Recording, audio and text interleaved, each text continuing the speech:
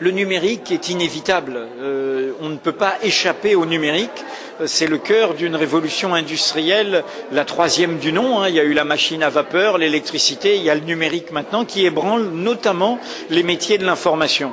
Alors évidemment, il y a des difficultés de transition par rapport à tous nos médias, qu'il s'agisse de la télévision, de la radio ou de la presse imprimée. Je dis que nous sommes, nous, des professionnels qui dialoguons désormais avec des amateurs de l'information, qui sont les citoyens, qui produisent des opinions, des alertes, parfois des informations qu'ils connaissent de leur proximité, mais ça ne veut pas dire que le journalisme est perdu, ça ne veut pas dire qu'il n'a plus de raison d'être.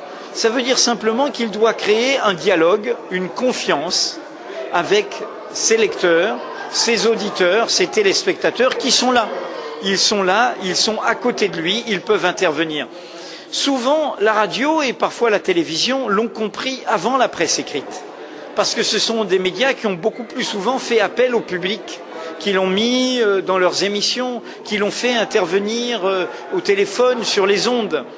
C'est pour ça que la profession qui est le plus ébranlée par la révolution numérique, c'est le journalisme papier, qui était au-dessus de son lectorat, qui n'était pas en dialogue avec lui, alors que la radio et la télévision ont plus eu cette expérience.